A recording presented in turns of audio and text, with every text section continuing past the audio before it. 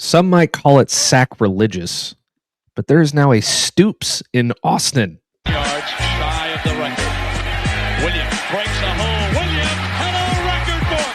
Ricky Williams runs to the Hall of Fame. Touchback. Ricky Williams, touchdown. Young from the shotgun. Back to throw. Vince looks. Under pressure. He'll tuck it in run. Vince to the 5. Young. Touchdown, Texas. Touchdown, Vince Young. He's done it again. Longhorn Nation, we're back.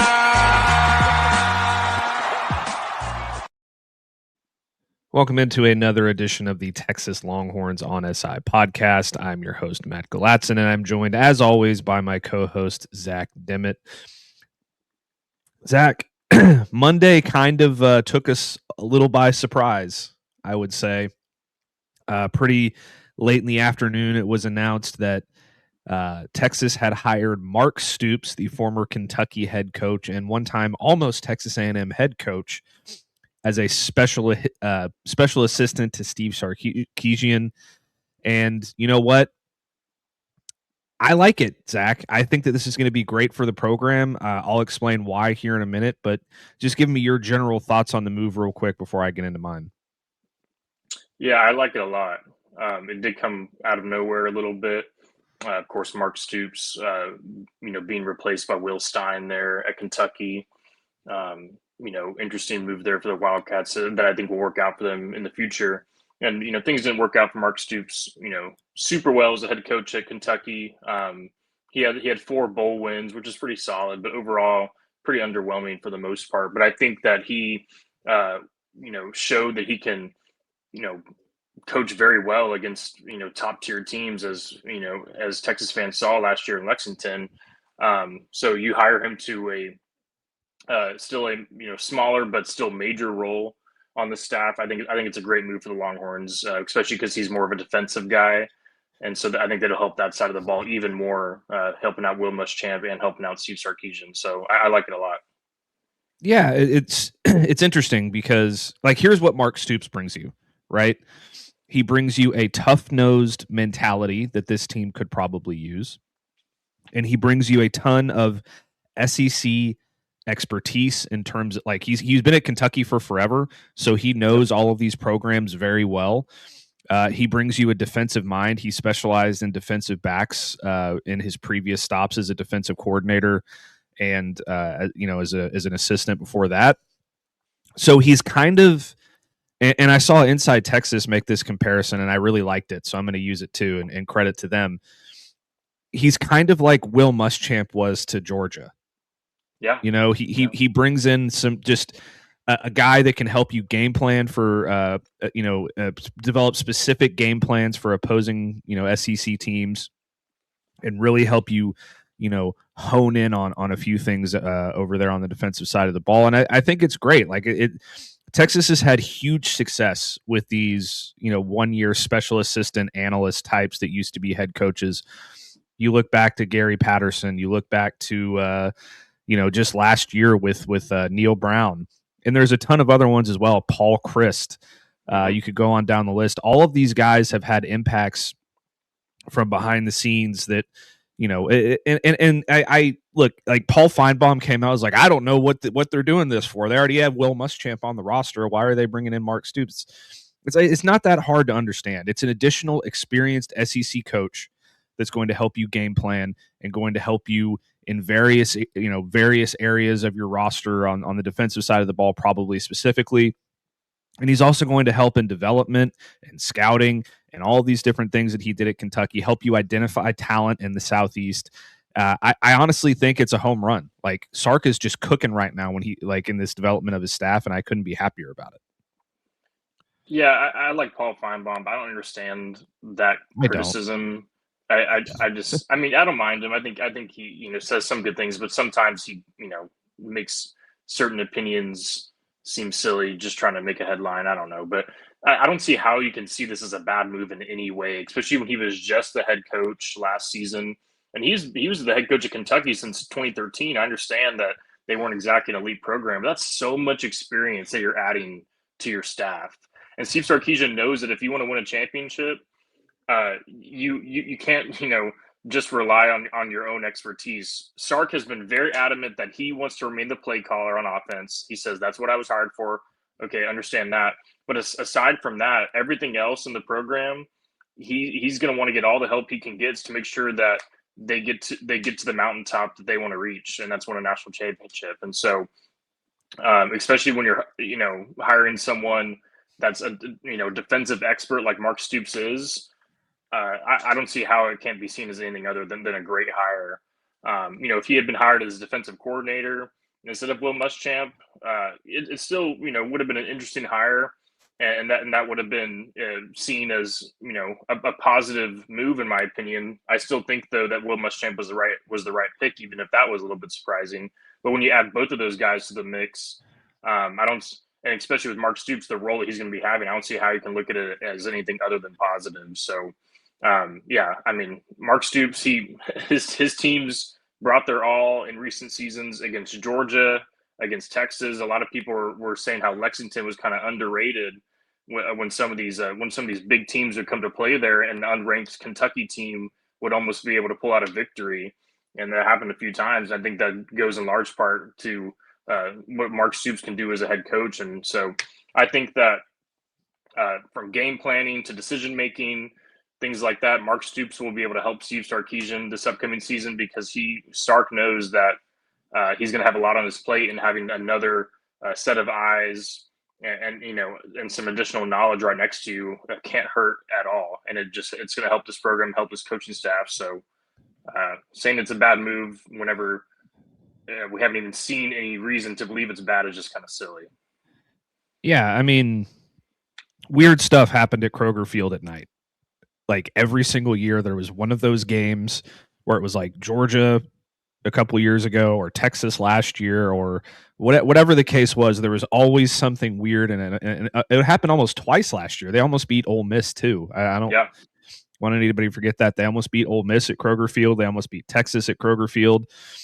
It's just like it was a weird thing that was going on over there, and nobody could explain it. And the fact of the matter is, it was Mark Stoops who was phenomenal at game planning for opposing offenses and got his teams ready to play. And he's going to bring some of that mentality to Texas, whether people like to believe it or not. And here's Paul Feinbaum's quote, just for context. He said, the question I have is, didn't he just hire Will Muschamp? How many people have two ex-SEC coaches now? Nick Saban used to, I think, but he has two ex-SEC coaches. One is the DC and the other one is what? We don't know. It's one thing if you had a 28-year-old defensive coordinator that you wanted to bring a mentor to, but Will Muschamp is probably the same age as Mark Stoops. It just goes to show, once you're a former coach, you're probably going to be a coach or analyst somewhere. So good for Mark Stoops. He lands in Austin while he gets to collect his buyout money. It's a lot better than that. Like he makes it sound like, oh yeah, he's just gonna got a little side gig while he collects his buyout money. It's like, no, he's going to be doing some very valuable things for Texas, and I can't wait to see what happens. It kind of gives me Gary Patterson vibes. I mean, it's not going to be to that level, I don't think, because Gary Patterson, I think, is one of the best defensive minds in the history of football, and adding him to your defense really did a lot of incredible things in 2024. But he's going to have a very positive impact, and I can't wait to see it. Let's change gears over to the NFL Combine, Zach. We saw the conclusion of all of the players from the Longhorns, all 7 Longhorns who participated in the on-field, and some who really, I think, boosted their draft stock quite significantly. Jalen Gilbo, for example, didn't participate in any of the on-field stuff. He just participated in the interviews. He did his weigh-in and those kinds of things. So he didn't necessarily do a whole lot for himself. He's saving that for the Texas Pro Day. But there were a couple of Longhorns that I think stood out to both of us. And I'll start with, the obvious one, Anthony Hill. I thought was unbelievable. I thought he did himself incredible favors at the Combine. He ran a 4.51 40-yard dash, which was third among linebackers. His 10-yard split was 1.58 seconds, which was third among linebackers. He had a 37-inch vertical jump, which was 10th. His broad jump was 10.5, which was third. He didn't do the 3-cone or the 20-yard shuttle, but he also tied for third among linebackers in bench reps at 21. So, and all of this is to say also, he also suffered a minor injury at the combine. So he wasn't able to do everything to the level that he wanted to do it. So I was really pleased with his performance. I think he guaranteed himself at least a day 2 selection, and I would be shocked, maybe not shocked, but I would be surprised if he's not a first round pick. Yeah, I like what Anthony Hill did for sure in Indianapolis. You see a lot of these guys, not just on Texas, but other teams holding out for some of these drills. And I'm not an expert on, what the, approach is there, because I think that if you have a chance to boost your draft stock, if you are potentially lower on the board, why not go ahead and do it? But Anthony Hill is as a first round, second round guy, and he could just elect to not do any of these things and just be satisfied with his day 2 selection and not try to work his way up. But he chose to participate in almost all the drills, and you got to tip your hat to him for that, because he doesn't have to do that. He could hold out and just wait till the pro day, or just be satisfied with the day 2 selection. But I think it definitely worked out for him, because now he's going to be approaching that first round territory. Even if he doesn't get selected in the first round, you already know that a lot of teams have a first round grade on him.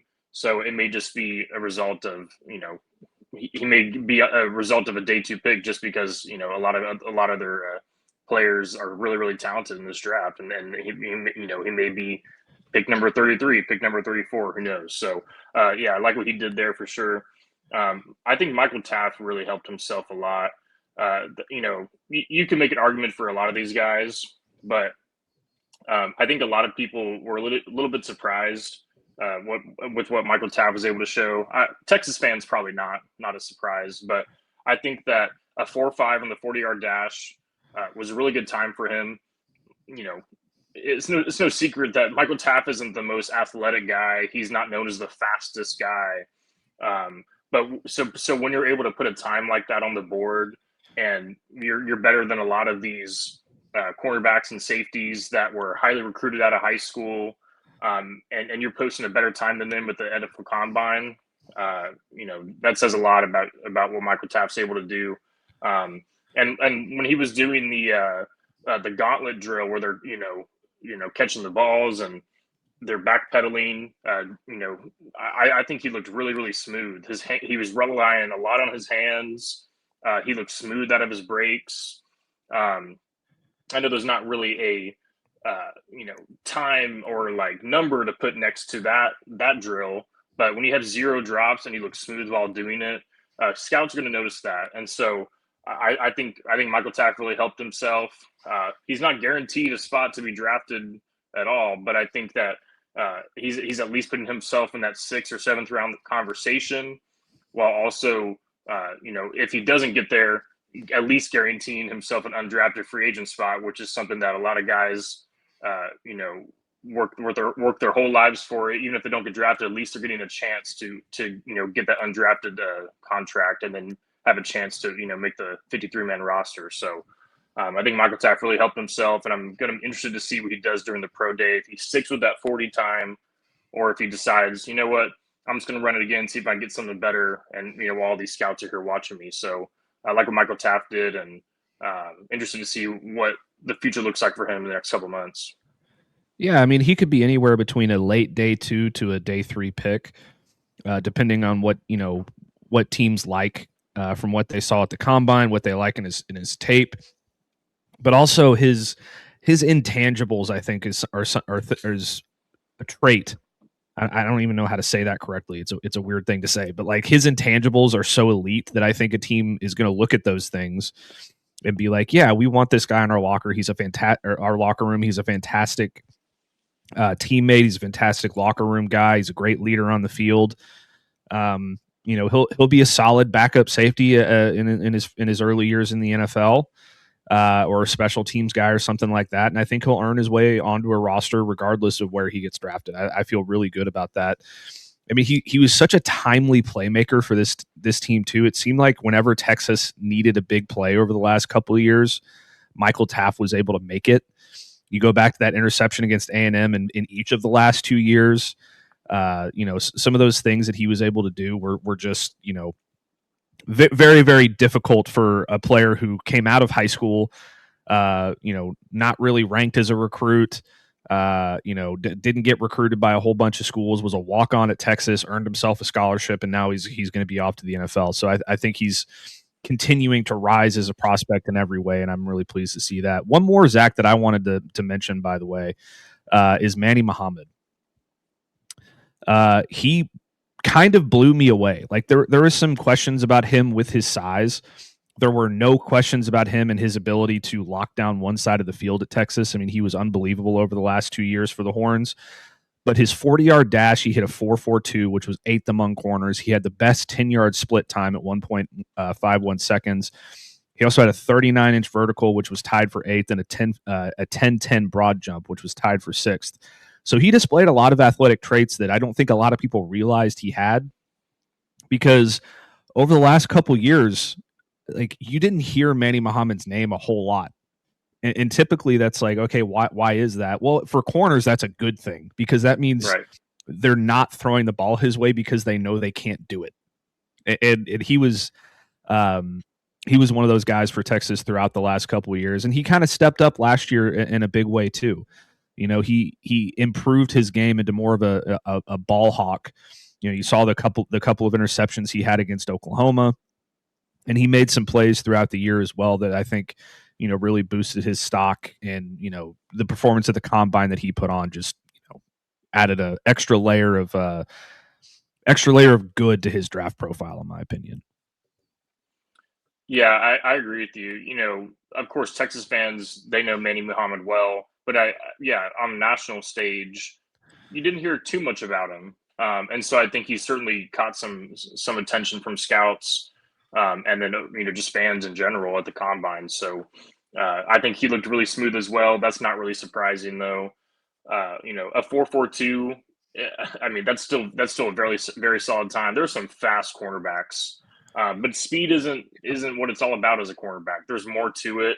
And so it's kind of like what people have said with receivers. I guess Xavier Worthy is maybe the exception, but when you see a receiver running a super fast 40 time, a lot of times they're not going to be like you're a number one receiver or a super elite guy. So a 40-yard time that's near the top is still really good, but it's not the whole story.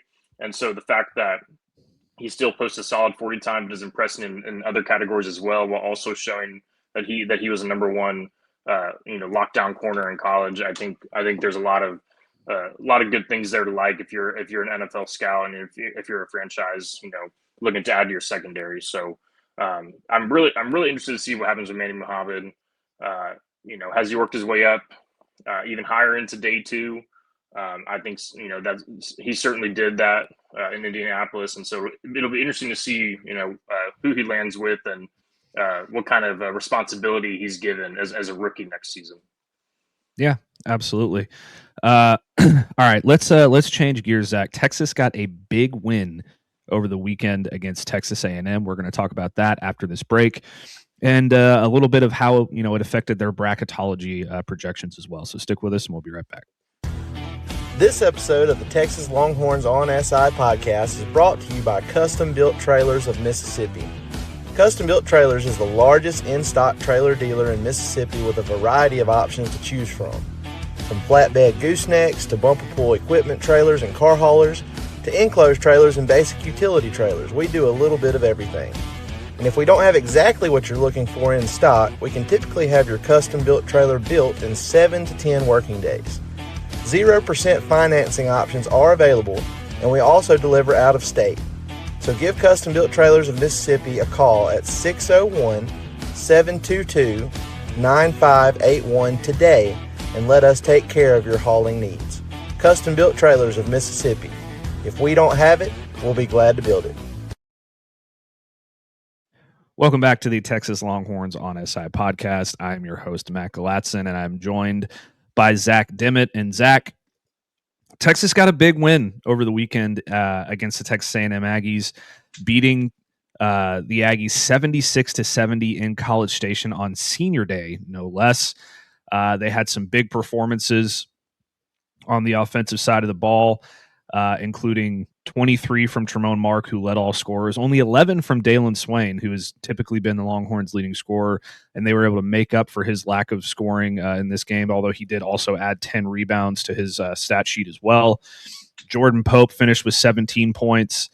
Modest Voikatitis also had 14 points.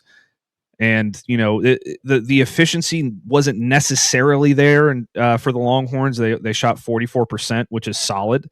They were 33% from beyond the arc, which was solid. 15 of 16 from the free throw line, 94%. That was huge.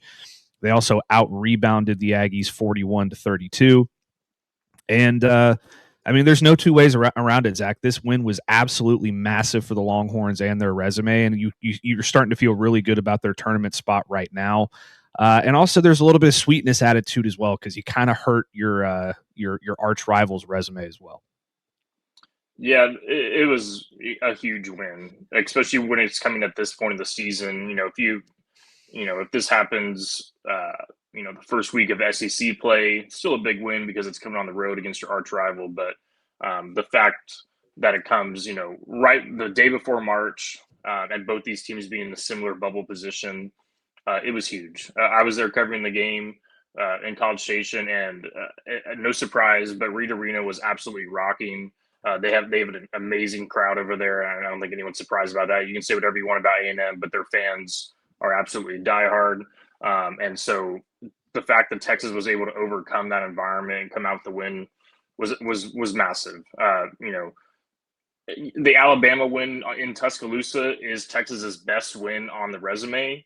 But this, you can argue, this is one of the most important wins because it gets you one step closer to securing that spot in the NCAA tournament. And what I was really impressed by was Texas's defense. That's obviously been the biggest, concern. Sean Miller has not sugarcoated it. He's made it clear that our defense has hurt us. He's said that many times in press conferences. A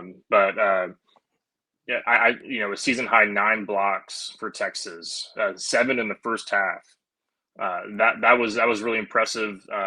And of course, you mentioned Dalen Swain. He had 11. He was scoreless in the second half. 11 points in the first half. But him and Modest Voikatitis both have gotten foul trouble, and Tremont Mark and Jordan Pope really stepped it up. Crucial buckets down the stretch by both of those guys. Just scoring off no sets, taking their guys one-on-one, and just hitting jump shots. And that's all. That's really all it was for Texas. There was nothing fancy about it. And while also playing solid, not locked down, but solid defense on the other end, which is all you can ask for if you're Sean Miller. So, yeah, big win. Texas held A&M I believe 18 points below their scoring average. A&M has gotten to the 80s, sometimes the 90s in some of these SEC games, and when you hold them to 70 points on their home floor, that's big time, especially for a team where the defense has been a concern. So, yeah, obviously a huge win. The bracketology, latest bracketology from ESPN has Texas as a 10 seed, and they face, I believe it's Wisconsin. The Wisconsin, it's in Oklahoma City. That would be a really nice draw for Texas, in my opinion. You avoid the 8-9 matchup. I think Wisconsin has struggled a little bit as of late. Of course, you would have to face number 2 Houston if you win that game. Obviously going to be very tough, but you got to get past Wisconsin first if it plays out that way. But if you play in Oklahoma City as a 10 seed, you're going to have a lot of Texas fans there. You couldn't ask for a much better draw, all things considered. So we'll see how things play out. But big win for Texas. They're pretty much one win away from locking up a bid, in my opinion. And they face Arkansas tomorrow in Fayetteville, and a win there would certainly lock them in. So we'll have to wait and see what happens. Yeah, I'm glad you brought up the defense, Zach, because, Sean Miller lit into his team last week, calling it the worst defensive team that he has ever coached, more or less. That's not his exact quote, but you can go look on pretty close. You can go look on our site story or watch our show from last week. He absolutely laid into his team. I think it was you that told me that out of the top 50 in KenPom, they had the worst defensive rating of all of those teams. So to hold Texas A&M to 70 is one thing. Texas A&M had 3 players that combined for 53 points. It was Rashawn Agee, Marcus Hill, and Pop Isaacs. The other 8 players that were on the floor for Texas A&M combined for 17. Yep. That's a sign of good defense to me. I mean, I know that Texas A&M has had their struggles as well over the past couple of weeks, and they haven't been the same team they were early in the season. But, to be able to basically keep all of these other players in check and basically, accept your loss with Rashawn Agee because he's a great player and he plays a position that Texas has had a lot of trouble defending. But you basically remove all the other threats from the equation, and that is a big reason why they were able to win this game. And it's a big win for Sean Miller. Now you look forward and you have Arkansas tomorrow night, which we will preview on our show tomorrow. But then you also have an opportunity to close the season against Oklahoma, who is absolutely beatable. You beat them by 10 earlier in the season in Norman, and now you get them at home.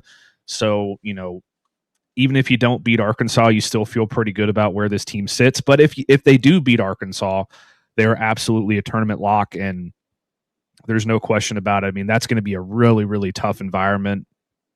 They play very, very well in Fayetteville. I think was it you that pointed out last week that they haven't lost a home game yet this year? Yeah, that sounds about right. All their losses have been road or neutral, so Fayetteville is very, very tough. So it's going to be a tall task for Texas, but like I said, we'll get into that tomorrow. And I really like this landing spot in the latest bracketology as well. I mean, obviously, you don't like that Michigan and Houston are on that side of the bracket in your region, but the rest of it is pretty manageable. I mean, Wisconsin was really good earlier in the year. Like Zach said, they've been struggling as of late. NC State's in there. Texas beat NC State earlier this year, didn't they? So yes, it's a very manageable region, and you honestly, another very sweet part of this is you knock Texas A&M down to a projected 11 seed right now, and they've got 2 games left on their schedule. One of which is against Kentucky tonight, excuse me. Yes. And that's going to be a big one for them. And if they lose that game, I don't know that an LSU win really helps them that much because LSU is not a good team. So this feels like you put Texas A&M in a must-win position against Kentucky, and that's really all you can ask for. Sean Miller has done a great job of turning this team around from from a team that we didn't necessarily think was going to make any kind of tournament push early on in the year based on what they did in the non-con at the beginning of the SEC schedule. And he was able to figure out a way to get this team to play its best basketball down the stretch. And they've been playing very, very well as of late, specifically offensively. And that's great to see. But that's going to do it for this episode of Texas A&M, or this episode of the Texas Longhorns on SI podcast. Thank you so much for tuning into this edition of the Texas Longhorns on SI podcast. Please make sure to like, subscribe, and rate our podcast and comment down below on YouTube to let us know your thoughts. It really helps us out in the YouTube algorithm. Most importantly, be sure to tell somebody you love them, and we'll catch you in the next one.